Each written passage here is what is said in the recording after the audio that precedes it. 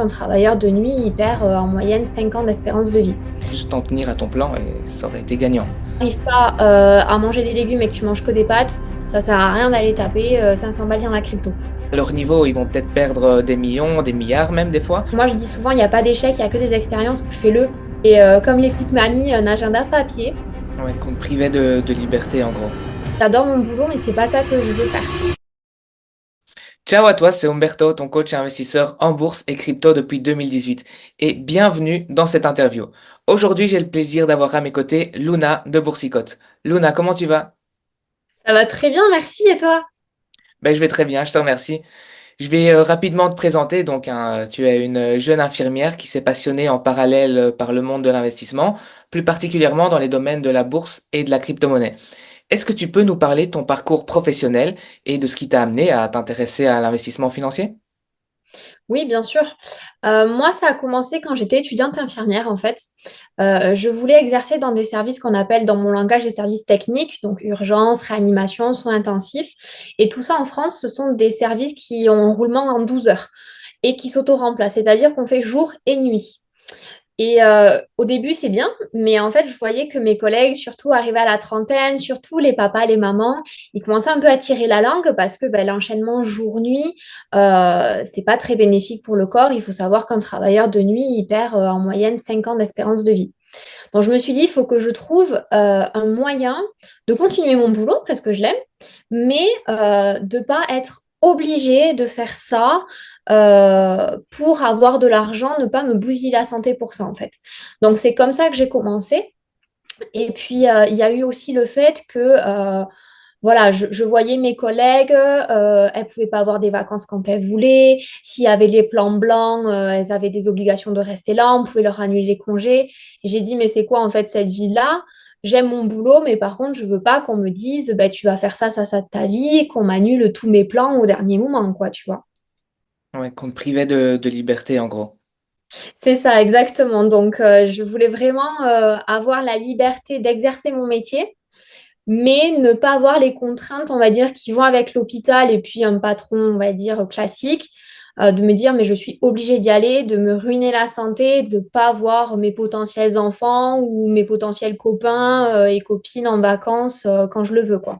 Ouais, ouais, ouais, je vois tout à fait. Et quels ont été tes premiers pas, on va dire, dans le monde des marchés financiers? Alors moi, il y avait un vrai désir pour moi d'être accompagnée par des professionnels.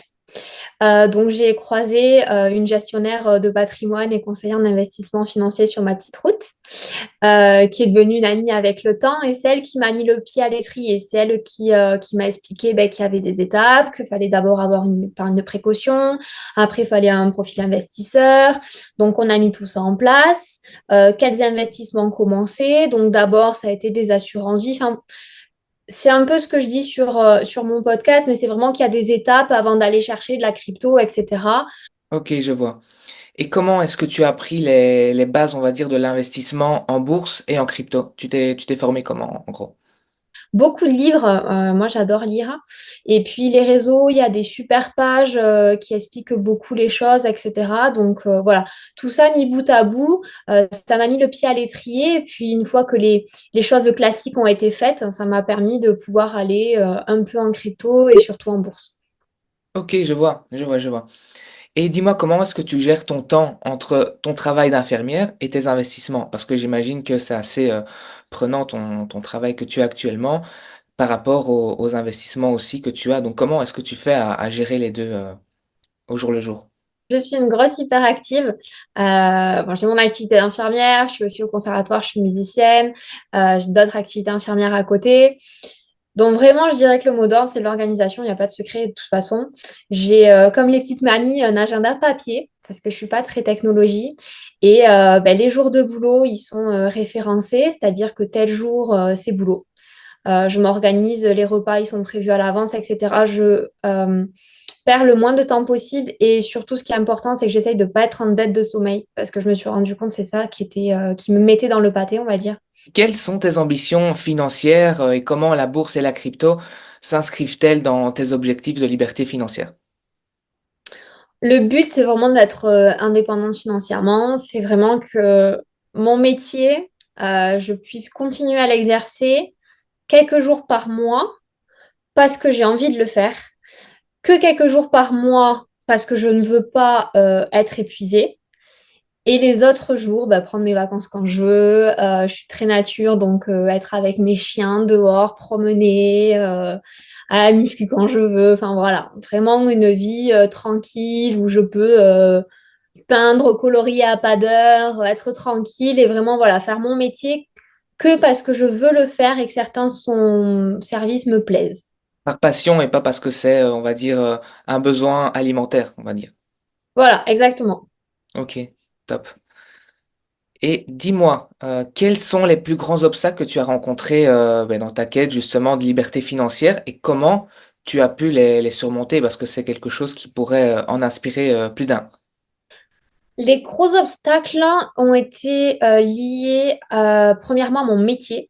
Parce qu'en fait, en tant qu'infirmière, il y a encore cette idée de la vocation soignante, en fait. Donc, une infirmière qui parle d'argent, c'est pas l'infirmière dévouée. Donc, voilà, c'est pas de mes collègues que je vais avoir le plus de soutien, même pas du tout. Dans la communauté, voilà, c'est encore les jeunes générations arrivent à dire, ben, on ne travaille pas pour. Moi, je dis souvent qu'on n'a pas de badge sourire des patients avec lesquels on paye les courses. Mais c'est exactement ça. C'est vraiment de se dire, ben, j'en parle et en fait, à part les jeunes diplômés, toutes les autres, c'est oui, mais une infirmière qui parle d'argent, Mal. c'est quoi ça? Voilà. Donc ça. Et après, c'est vraiment voilà, la famille. Euh, Moi, quand j'ai lancé Boursicote, ma meilleure pote, elle m'a ri au nez. Mon père, il m'a dit, mais qui c'est qui va t'écouter? Donc, ben, en fait, c'est simple. Vous n'êtes pas pour mon projet, il n'y a aucun problème, je vous en parle pas. Et les résultats, ils parleront d'eux-mêmes, quoi. Exactement. Tu traces ta route malgré l'adversité des fois et des fois c'est ce qui nous rend plus forts, hein. C'est ça, et c'est vraiment le fait de... on s'en fout si c'est ton père, ton frère, quelqu'un qui t'est proche, qui te dit que tu vas pas y arriver. Mais en fait, si tu les écoutes, tu fais rien. Donc, moi, je dis souvent, il n'y a pas d'échec, il n'y a que des expériences. Fais-le. Et c'est pas grave si ça marche pas, en fait. Bah, tu auras appris plein de choses sur le passage et qui pourront te resservir peut-être plus tard pour un autre projet, quoi. Ouais, exactement. Et dis-moi, quel est le rôle que joue le mindset pour toi dans ta stratégie d'investissement et comment est-ce que tu as développé un mindset comme tu peux l'avoir actuellement? C'est très, très, très, très, très important le mindset. Moi, il faut savoir que j'ai beaucoup de formations sur la médecine de guerre, la médecine de catastrophe. J'ai exercé en pays en guerre. Donc, on va dire le côté pratico-pratique, comme je dis souvent, je l'ai beaucoup. Mais c'est ce que je m'applique aussi, c'est-à-dire, dans mon métier, par exemple, quelqu'un fait un arrêt cardiaque, on sait qu'on va faire ça, ça, ça, ça. Pour monsieur, madame, tout le monde, ça va être le massé, ça va mettre un défibrillateur. On a, on va dire, des protocoles. Ben là, c'est pareil, en fait, c'est se dire, je rentre sur telle action, par exemple, ou tel truc. Dans quelle éventualité je peux sortir? Si oui, si je sors, quand je sors, quels sont les critères qui me feraient sortir? Combien je sortirai? Et si le marché il est à la hausse, est-ce que je fais quelque chose? S'il est à la baisse, est-ce que je fais quelque chose? En fait, c'est vraiment avoir un plan d'action pour vraiment pas laisser ses émotions nous guider, parce que sinon c'est foutu. Exact. Et c'est le pire, c'est le pire pour un investisseur de se Ouais, laisser guider ouais, par ses émotions. ouais, ouais. Voilà, et donc c'est vraiment voilà, avoir un protocole comme moi dans mon boulot et dire ben voilà, là le marché il fait n'importe quoi, je regarde pas, je m'occupe pas parce que j'ai confiance en moi. Et toujours voilà, avoir confiance dans ce qu'on a fait, dans ce qu'on a créé, et dire je suis ma ligne de conduite, elle est comme ça, j'en bouge pas. Exactement. Parce que c'est vrai que des fois, on a tendance, les émotions, elles prennent le devant, et pas seulement sur les investissements, mais aussi niveau vie personnelle, niveau vie professionnelle aussi. Parce que les émotions, elles jouent vraiment un grand rôle dans nos vies. Donc c'est vraiment important, comme tu disais toi, d'avoir un processus et toujours avoir deux plans en fait. Un plan dans lequel, ben, par exemple, on retourne dans le domaine des actions ou des crypto-monnaies. Si par exemple une action fait telle chose, on va faire ça. Si une action fait une autre chose, on va faire ça. On va pas réagir selon nos émotions, mais on a toujours deux plans et on n'a pas de conviction. Sur les marchés, il n'y a pas de certitude. Donc, il faut toujours savoir comment gérer les choses, mais toujours selon son plan d'action. On peut pas dévier, sinon ça va mal se passer et on le voit avec beaucoup d'investisseurs qui débarquent dans le monde de l'investissement avec des bonnes prémices, mais après ils dévient tout doucement parce qu'ils entendent trucs, machin, dire voilà, il faut suivre telle personne ou telle personne et en fait, tu devais juste t'en tenir à ton plan et ça aurait été gagnant. Exactement. Et puis moi, il y a un dicton qu'on a dans mon métier qui dit la confiance n'exclut pas le contrôle. Et c'est exactement ça. C'est vraiment euh, quelqu'un me dit blanc ou noir, je vais vérifier l'information. On n'est pas bête, on va vérifier. On se dit, OK, je me renseigne, est-ce qu'il ou elle a raison ou pas? Mais toujours se faire son propre avis et avoir confiance en soi. Si j'ai pris telle décision, c'est parce que ça. Et je me fais confiance, mais par contre, je ne suis pas bête. Et quand j'entends dire que ça ou ça, c'est bien ou mal, ben, je vais le vérifier. Mais par contre, voilà, faites-le parce que vous savez ce que vous voulez faire et pourquoi vous le faites surtout. Ouais, c'est ça, parce qu'en plus, ben, comme on voit, il y a des investisseurs, des traders de haut niveau qui se plantent eux-mêmes. Bon, eux, à leur niveau, ils vont peut-être perdre des millions, des milliards même des fois, mais c'est une perte qu'ils ont déjà envisagée. Tandis que nous, si on perd en suivant ce qu'ils disent, et par exemple, on va tout miser sur un conseil que ces personnes-là ont donné, ben, on aura peut-être la perte, oui, mais une perte différente. On va peut-être perdre beaucoup plus parce qu'on va tout vouloir miser sur telle personne parce qu'elle est connue, alors que lui, en fait, il a misé une petite partie de son capital sur cet investissement-là et ça l'impacte pas s'il perd. Donc, toujours relativiser les choses et être les seuls décisionnaires au bout du compte. C'est ça, et puis surtout, ce que je dis souvent, c'est il faut se diversifier, on ne met pas tous les œufs dans le même panier. Et ce qui est aussi très important, c'est vraiment, on n'investit que l'argent, entre guillemets, même si on a toujours besoin d'argent, en surplus. Si Mhm. tu n'arrives pas à manger des légumes et que tu manges que des pâtes, ça ne sert à rien d'aller taper 500 balles dans la crypto. Ouais, ouais, exactement. Exactement. Toujours avoir une épargne de précaution et tout le surplus que tu as, ben, tu peux le faire fructifier, mais on ne sait jamais dans la vie, un imprévu, même si tu calcules tout au centime près, mais un imprévu peut toujours arriver. Et je suis bien placé pour en parler. Donc, faut vraiment faire attention et avoir toujours cette petite épargne de précaution, ce matelas, comme on dit pour pouvoir rebondir en cas extrême. C'est ça. Pour toutes les personnes qui voudraient suivre tes aventures et ton évolution dans tes investissements, dis-nous où est-ce qu'on peut te retrouver.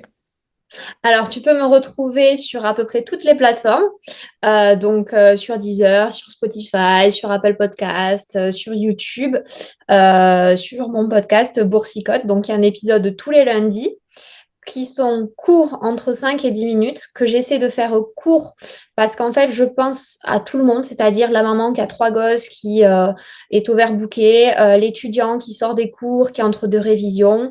Voilà, donc je pense à toutes ces personnes-là, des choses courtes, des sujets autour de l'argent, mais différents, comme ça, chacun peut piocher ce qui lui plaît. Et tous les lundis, quelque chose de différent autant du mindset que l'éducation financière, de l'actualité économique, du monde, de la France. Voilà, ce qui tourne autour de l'argent, mais différent, comme ça parle au plus grand nombre. Ok, je vois. Ben, c'est top. Alors donc, il suffit de taper par exemple Boursicote sur YouTube ou bien sur Instagram pour qu'on puisse se retrouver, c'est ça? C'est ça, exactement. Et sinon, tu peux aller sur mon compte Instagram qui s'appelle Idéaliste 2023. Et puis Ok. là, il y a en plus plein de petits conseils sur des vidéos, etc. Et puis, dans pas longtemps, il y a TikTok qui va suivre aussi. Ok, super. Donc c'est une petite nouvelle en avant-première. C'est ça, t'as tout compris. Voilà. Ce fut un grand plaisir de t'avoir à nos côtés, Luna. Et ben, qui sait, peut-être à une prochaine fois. Avec plaisir, quand tu veux. Je te remercie beaucoup et ben, bonne continuation dans ton métier d'infirmière et dans tes investissements. Et bien, comme on dit en Belgique, à tantôt, hein. À tantôt et à lundi surtout pour ton nouveau podcast.